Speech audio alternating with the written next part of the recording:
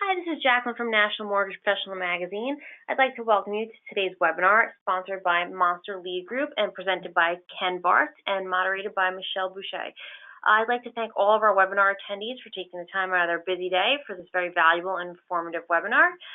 If you have any questions during the webinar, please be sure to ask them on the GoToWebinar console, and we'll try to answer as many questions as possible at the end of the webinar.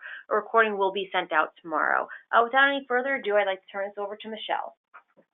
Thank you, Jacqueline, and hello. Welcome, everybody, to the webinar. And a big thank you and shout out to our friends at NMP for hosting this webinar. I'm Michelle Boucher. I am the marketing monster at Monster Lead Group, and I will be your moderator today. Let me briefly introduce you to the head monster himself, Ken Bartz. He's the co-founder and chief vision officer at Monster Lead Group. And Ken's been in the mortgage business for, about 150 years, and he has seen it all. And today he helps mortgage companies sell billions more in loans every year by delivering some of the highest response and conversion rates in the industry through Monster's exclusive direct marketing strategies, our proprietary AI technology, and our top producer sales training programs for loan officers and managers. And if you're on this webinar today, you are already way ahead of your competition, because here's what you're going to learn that they won't. Right off the bat, Ken's going to share 3 important issues around AI and mortgage disruption, and then explain 4 ways for you to survive and thrive in this brave new world. Number 1, the one thing that AI can't do, which is own your consumer. Number 2, invest in training. You're going to be able to equip your sales team to win. Number 3, he's going to talk about diversification and specialization. 2 $5 words about focusing where your future should be. And then number 4, use what the big boys use, the new tech stack, to make sure you have all the technology you really should have. And as you can see today, we're going to cover a lot of ground. So when you think of a question as we go, type it into the chat box, and at the end, we'll play Stump the Presenter, where Ken will do his best to make up a believable answer to every question. And with that, I will turn it over to Mr. Ken Bartz. Well, thank you, Michelle. Yes, I will try to make up any answers that I can. 150 years in the mortgage industry, that's accurate, because I think in the mortgage industry, each year is like dog years. It's more like 7 years. So the 23 years I have been in the industry feels like 150 at this point. So, we're going to talk about mortgage disruption today, and mortgage disruption is inevitable. It's not really an if proposition, but a when proposition in almost every major industry. But it's most predictable in any industry whose existing model is too costly, too inefficient, and too unresponsive to consumers' needs. And if that doesn't describe the mortgage industry, I don't know what does. Right? The process has ostensibly been the same since I got into the industry in 2003. Right? Cost to produce are rising for a multitude of reasons. At the same time, margins are being squeezed, and the regulatory hurdles are creating more and more inefficiencies. So, couple this with the fact that an industry such as mortgage, where data and automation provide a huge advantage, you can see why the tech-savvy giants are kind of taking aim at the mortgage industry, right? And given that automation and data provide such huge advantage, does anyone believe that Amazon can't figure out a better way to do mortgages? Or are you willing to bet your future that they can't? While Rocket Mortgage, Zillow, Redfin are all making some waves, right? It's more likely that the biggest disruption will come from outside the industry. Right? The truth of the matter is that it's more difficult for those of us inside the industry to figure out a better way, because we're tainted with the curse of knowledge. And we really have a hard time seeing it with a fresh perspective and a new set of eyes. Additionally, the people that would create the biggest disruption are big ships, right? And big ships turn slowly. So it's harder for an incumbent to revamp their platform than it is to create a more efficient one from scratch, right? So, all of the ingredients are right there today for the right chef, right? The ingredients are there to handle the majority of the business in an automated fashion. It would just take the right chef to kind of put those all together. For instance, the convergence of vast amounts of data, cheap data storage, easy access to machine learning tools, cloud computing, and the digitization of digitization of everything. Along with optical character recognition, voice to text, text to speech, and then API and webhooks making communication program language agnostics. These are all the ingredients that are there today. Let me give you a glimpse of some of the technologies that are being developed in silos that will be part of the disruption that's created in the mortgage industry as we know it today.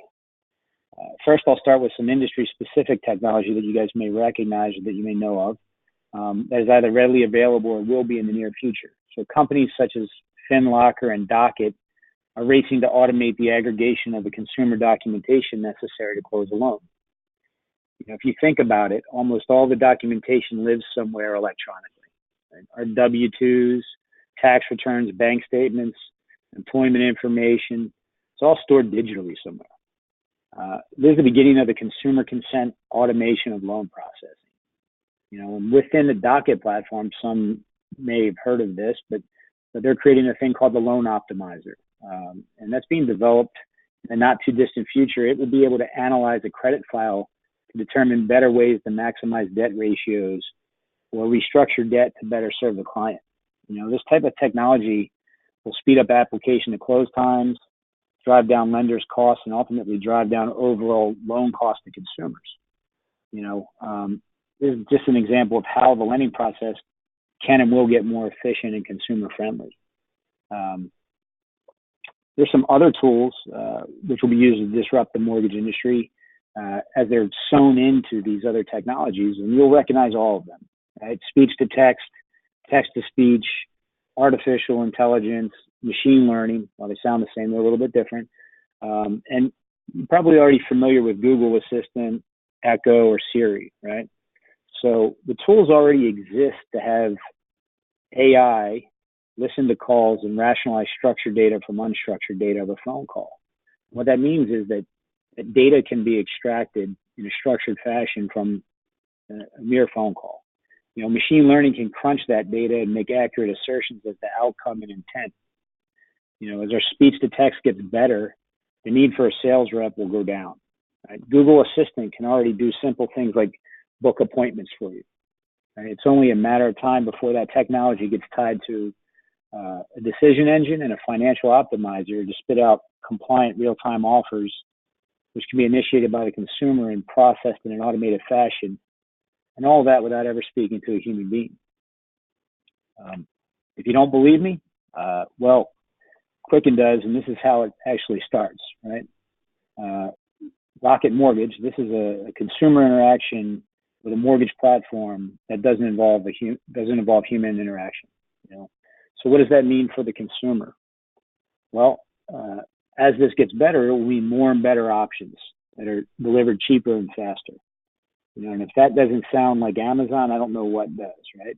More options, better options, delivered cheaper and faster, right? And there's a willing audience that would turn to Amazon and Google for a financial product instead of a traditional provider, according to a recent Fannie Mae study. So according to the study, approximately 16% of all respondents would, including 20% of those aged 18 to 34, would trust their favorite financial technology company to handle their mortgage, right? Other surveys indicate similar interest by consumers in using non-traditional providers for financial products. Nearly 20% of consumers would use Amazon or Google for their home insurance. For millennials, that number increased to 33%. Would be willing to use Amazon to obtain property casualty policy, and 23% for Google. Meanwhile, a 2012 study from Carlyle and Gallagher found that 1 in 3 consumers said they would consider getting a mortgage from Walmart. And just under half said they would contemplate getting one from PayPal.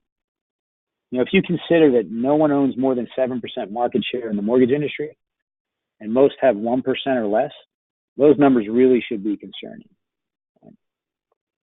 Ignoring the signs is a good way to end up at the wrong destination, and the signs are all there, right?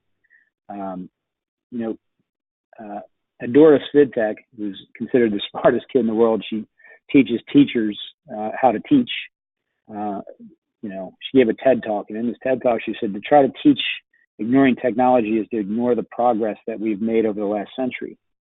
The school is preparation for the real world, a real world that is increasingly technologically driven, then to ignore technology is to become obsolete, right? And really the important part of that is to ignore technology is to become obsolete. This technology exists and it is coming, right? If you think about it, when I got into the industry in 1993, there were no companies that I'm aware of that even had a website.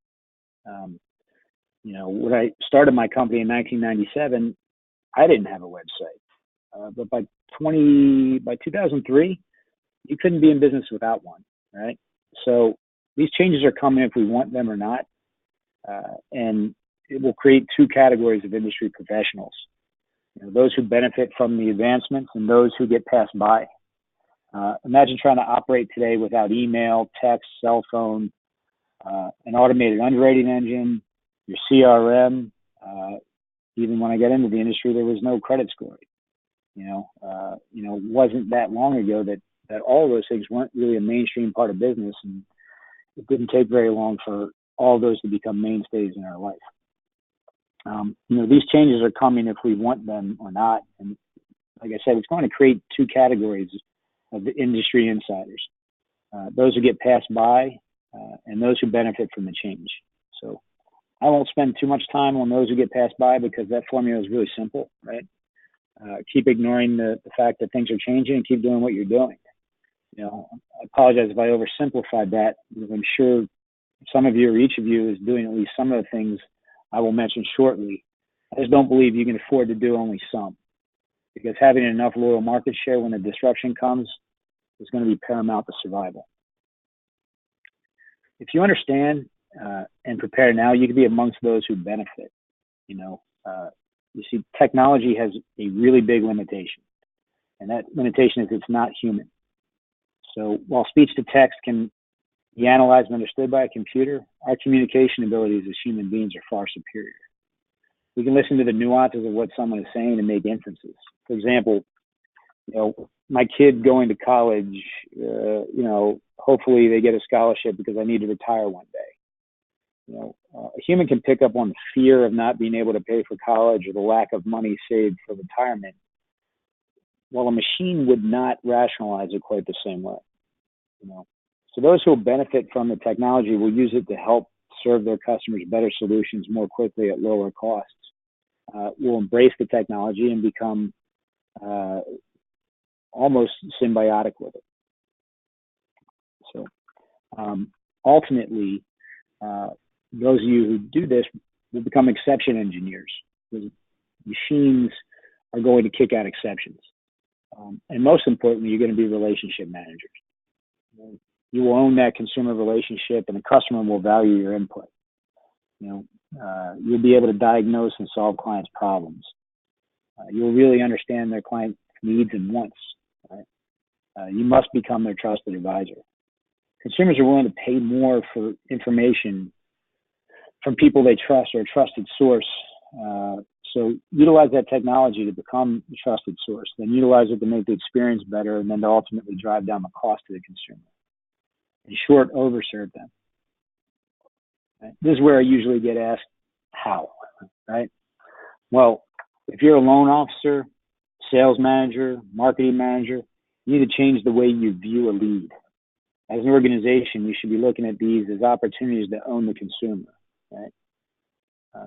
Soon gone are the days of this is a loan or not, right? That's a type of short-sighted thinking that will easily be surpassed by any of these disruptive platforms, right?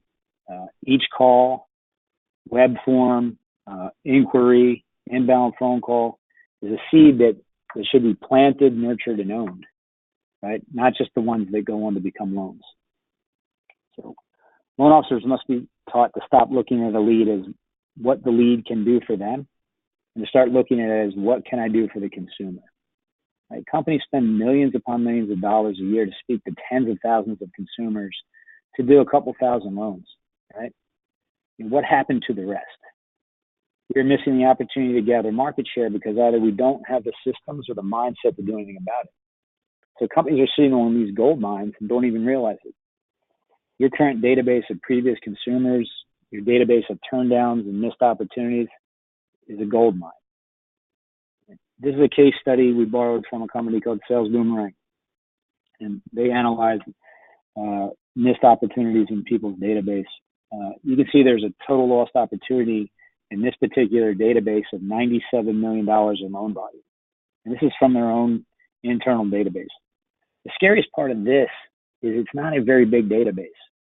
It's about 3,500 previous customers, about 3,100 prospects, of which about 1,500 were turndowns. Right? If you look closely at this, you'll see they lost 29 million in volume from previous consumers, 40 million in their prospects, and 26 million from turndowns. That's an enormous amount of volume, but those are an enormous amount of consumers, right? If you say the average loan in the mortgage industry is about $273,000, how many consumers is that should be owned by this particular company on an ongoing relationship basis? So how do you change into a company that gathers market share while continuing to do business, right? I know that's hard to do. Stop being a one and done company.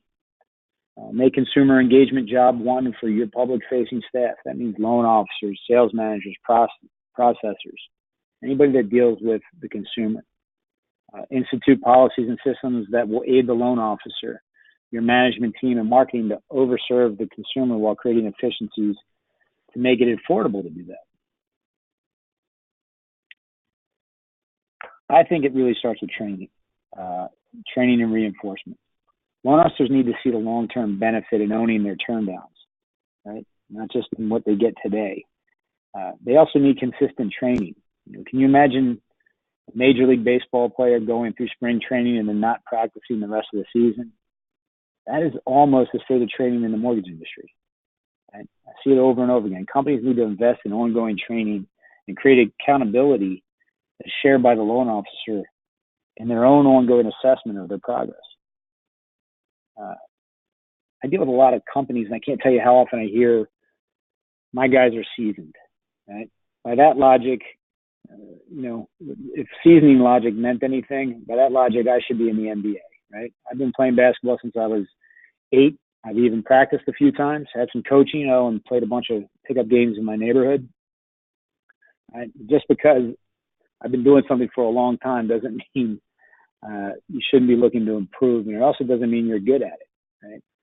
The mortgage industry is a very rich industry, and as such, sometimes overpays for mediocrity. So people that aren't necessarily great at what they do can make a significant income or a good enough income to stay in the industry for a long time. Right? So remember, your biggest advantage over a machine is your humanity. So by creating this value, don't put yourself in a position to have to compete with machines. Right? If you provide no more value than the machine, you're going to lose. And a machine can work 24/7, doesn't get sick, can crunch numbers faster, and in the long run is cheaper for a company. Right?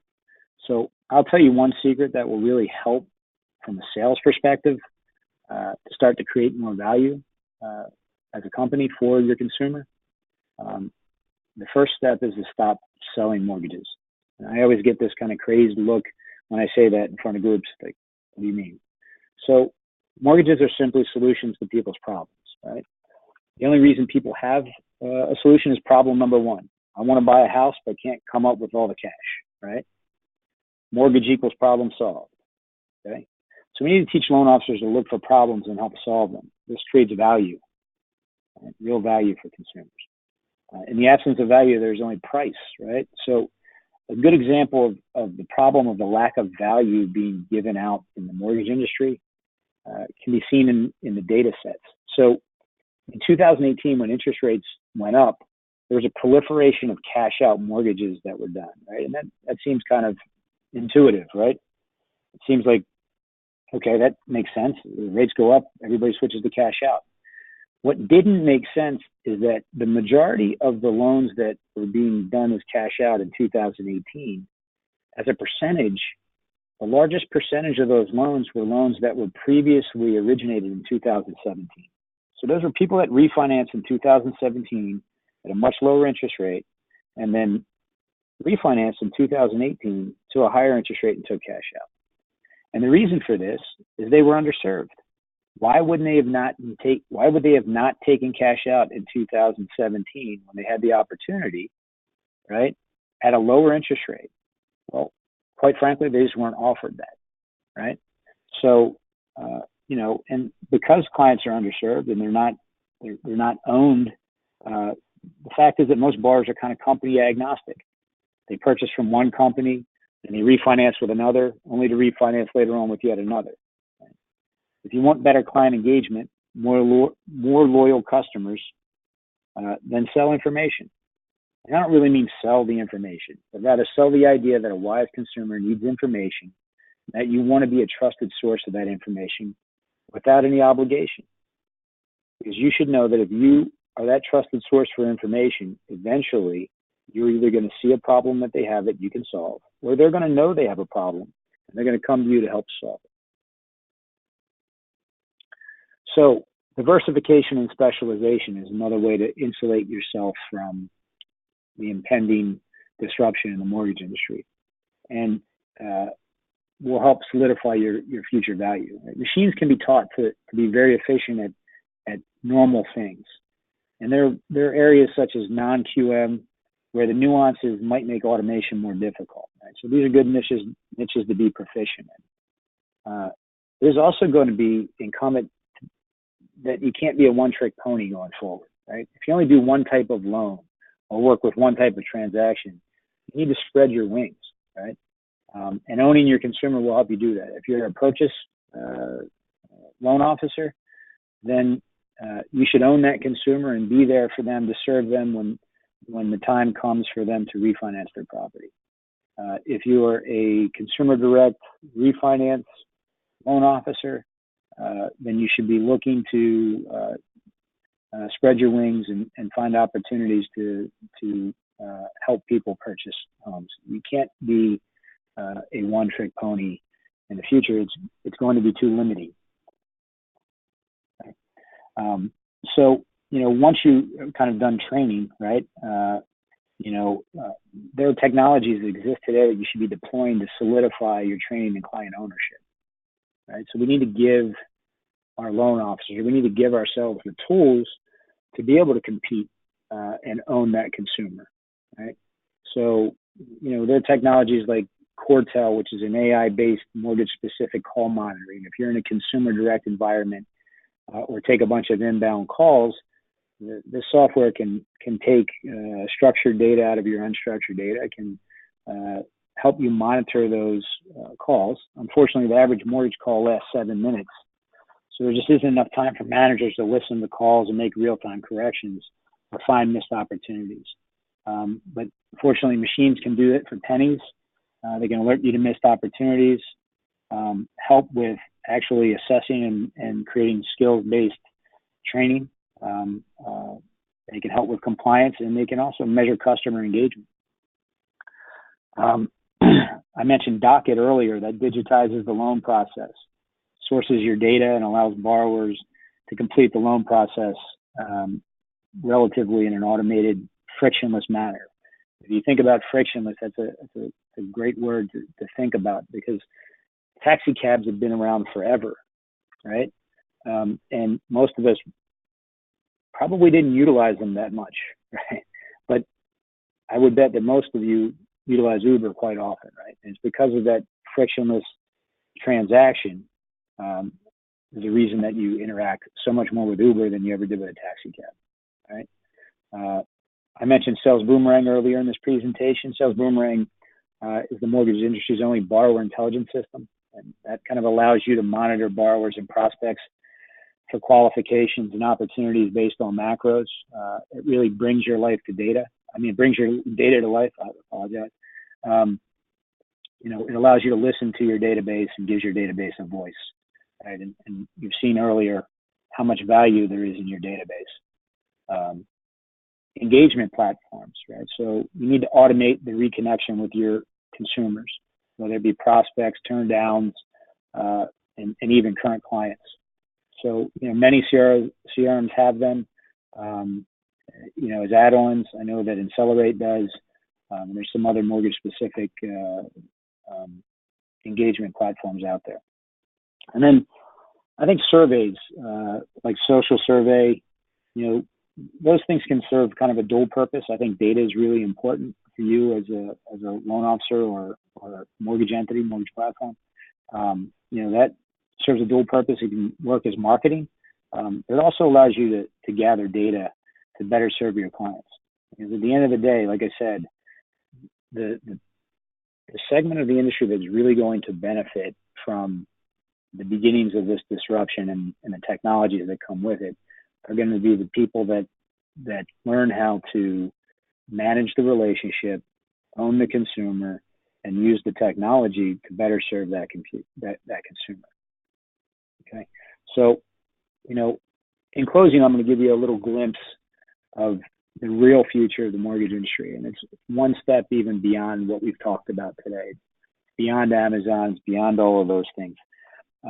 There will be a time in the future where the mortgage industry is driven by the consumer, right? So there's already companies like Habito in the UK that are already connecting to thousands of mortgage products, right? And at some point in the future, there's going to be a day when consumers will have an artificial intelligence-based financial application that is company agnostic, right? And that will alert them to financial products or opportunities. And then it will automatically fulfill that transaction with little or no human intervention. And that's the long-term end result of all of this disruption, the long tail of where the mortgage industry will go one day. But we have a long time between here and there, and there's a lot of things you can do to put yourself in a position to take advantage of this industry, even during this disruptive time. So I'd like to thank NMP and everyone for joining today, and I'd be happy to answer any questions. Thank you, Ken. That was really informative. And so that wraps up the information and presentation section of our webinar. And I'm actually going to turn it back over to Jacqueline to start taking a few questions. And if you haven't yet entered them in the chat box, go ahead and type away. Like I said, if he doesn't know it, he'll make it up and you'll believe it. So with that said, Jacqueline, what do we have on deck for Ken? Thanks so much. Just to let you know, a couple of people are asking if they're gonna receive a recording in PDF. That'll be sent out tomorrow. Our first question is from Laura. She wants to know, when do you think the job of a loan officer will be obsolete? That's a great question. I don't think the loan officer job will ever really be obsolete, because there's, like I said, you can't replace human interaction. I think what will happen with loan officers is that, the cream of the crop, the one that really can work with consumers and provide the value, they will rise to the top. And I think you'll see a vast decline in the amount of loan officers that are hired or that are in the industry. And I see that the ones that are going to be left standing will actually be very highly paid, right? Because you still need to have exception engineers and people who can work with consumers. For the loan officers that are out there today, you probably heard me mention it, you can't compete with a machine. So if you're a loan officer that is talking to a consumer and all you can offer them is a lower rate, and you're not really creating a human connection, or you're not really looking at their situation and trying to really be a professional and really understand the amount of value you bring to the transaction, then you're going to be competing with a machine that, like I said, can outwork you 24/7. Can if you're an inbound, the consumer direct operation, you can teach a machine right now to run through a script perfectly every time. And if you could tie that to a decision engine, there's many things that could replace loan officers today. If you think about chat loan officers and text bots, a lot of that scripting can be done today. There's a lot of underlying technology that exists. But I don't really believe that the loan officer is ever going to completely go away, right? So if you think about, I hate to use this analogy, but if you think about the travel agents of the 80s, right? You don't know of any travel agents now, but there are travel agents that are still out there. They're actually highly paid, and what those people do is they put together very unique situations for people to travel, right? So they're boutique. They're not run of the mill. So you need to become a boutique loan officer in a way that overserves their client. If people love you and you have a following, you're going to be fine in this industry. If you're somebody that just is a one-trick pony, gives people one kind of option, or is somebody that just, I call it feature dumping when you talk about that. We can lower your rate, we can do this, we can do that, expecting that the consumer knows what they should be doing all the time, and not adding value to the transaction. Those are going to be the loan officers that disappear. Great, thank you so much. Terry wants to know, what is the best way to start pivoting the seasoned LO's mindset? Ooh, that's tough. It's tough to teach old dogs new tricks. The best way to do that is to start to show them the value. Utilizing these systems. Start to create. If it's in an organization, to start to pivot the loan officer's mindset is to start with the human side of things, right? So I think that most loan officers look at an inbound lead or a lead as what can that lead do for me, right? And when I do training, one of the things I try to get loan officers to understand is that there's got to be a higher purpose than just money, right? Because let's be honest, if you do a mortgage transaction, the end result for you as a loan officer, let's say the average loan is $300,000. Maybe, you're a loan officer that, makes a couple $1,000s on that. But I'd say the average loan officer makes about $1,200 on that transaction. That's enough to pay their rent next month, right? Maybe pay their car payment, maybe be a little bit of money left over. But my point is, it's not a life-changing amount of money, right? What people need to understand, what this is the beginning of the mindset shift, is that you have to get them to understand that the value that they present to the consumer, right, is so much greater than the value that the consumer provides to them. So in order for a transaction to make sense for a loan officer, for it to change their life, they have to stack up a bunch of transactions on a monthly basis, right? And then they have to do that over a long period of time before it creates a lot of lifetime value. But let's say you had a borrower who's a single mom, right? She has to work 2 jobs, and you can figure out a way to pay off some debt, restructure her situation, and make it so that maybe she doesn't have to work 2 jobs, or maybe she doesn't have to work quite as much as she was before, and she can spend more time with her kids. Think about the overall impact that you have to that consumer. You could change that person's life for a long time, right? You can make a difference in their kids' lives. You have a lot of power. You have a great deal of opportunity to serve people. And so I think in order to really start to shift someone's mindset, we have to get out of the mindset of, our purpose being to make money and to serve a better purpose, which is how can I serve this consumer, right? Ultimately, if you do a good job of that, right, and you focus on over-serving your consumer and finding valuable propositions for them and solving their problems, the money part will take care of itself. I hope that answers the question. It's a tough question. Great, thanks so much, Ken. Grace wants to know, what is the timeline you predict that AI will be the majority in the mortgage industry? Well, that's debatable, but I'd say that based on Moore's law and how things are kind of progressing, I think you'll start to see a big shift in the next 5 years, and I'd say within 10 years you're going to have mostly electronic transactions happening without certainly without the amount of labor that we have today in the mortgage space. Thanks so much. Michael wanted to know if you provide training. I do. That is one of my specialties. If you want, and I'll just jump in on that one, if you want information about that, just go ahead and ping Ken right at his email address up there. He's got a lot of different types of training that he provides. And you can get whatever information you need right straight from him. Thanks, Michelle. Cole wants to know, what niches do you recommend to look into for 2019 and 2020?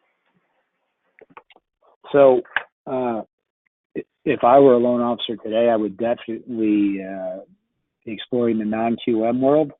I think that even though, here's what's interesting, if I look at most organizations, smaller organizations, I don't see them doing a lot of conventional loans. But if you look at the overall data, the amount of conventional loans that are produced on a monthly basis, conventional refis and/or purchases, they are 3 or 4 times the total Govy space. So, that stuff is really being kind of cornered. The market's kind of being cornered by the big boys by default because most people don't want to play in that sandbox. So, conventional and non-QM, jumbo products, things that aren't going to be really kind of cut and dry. Streamline is pretty cut and dry, right? And if you want to really start to differentiate yourself and set yourself apart, understanding how to do a loan for just about any consumer you talk to, and even how to do it maybe differently than they might see it themselves, or even other people at other companies might see it. Great, thanks so much. Maggie wants to know, again, with the niches, what niches do you think we should start to get away from? It's hard to say because, it's hard to tell people that, when it's raining, not to put buckets out and catch it. Right now interest rates are really low, and it's hard to say to move away from, streamline markets. But, I wouldn't suggest necessarily completely jumping out of any market, but I would say that the best thing to do is to become as well-rounded as possible. If your pipeline doesn't have a little bit of everything in it, consider ways to get a little bit more of the things that aren't in that pipeline. How do you get a few non-QM loans? How do you get some experience with conventional if all you're doing is government? If all you're doing is purchase, how do you get some refi in there? Those are the things that I think are really important, is to be really well-rounded, because you're going to have to deal with a lot of different consumers in the future. It's going to be harder to just have a singular mindset. It's going to be harder to be a one-trick pony. Thanks so much. James wanted to know, does your group connect his end of the business to AI investors so that he can invent his own competitive AI? No, there are some resources out there. If you want to ping me, I'd be happy to send you some resources if you have some ideas of people you could talk to about those. We don't actively do that. We build our own technology here, and we don't really do much from an outside investment perspective. Thanks so much. And Craig wants to know, what type of technology would you recommend starting with first? Really depends on the type of company that you are, right? So if you were, I think, I would look at borrower intelligence first, because I'm assuming everybody out there is sitting on a database of some kind, and that's where you're going to get the most traction the fastest. It's going to, allow you to make more money. It's going to, because it's going to monetize the investment you've already made, right? So companies spend a lot of money to generate leads, or to, if you're even doing networking and things like that, that's time, and time is money. That database you're sitting on is very, very valuable. If you're a consumer direct organization, and then you might look at trading first, because that might give you more traction in what you're doing.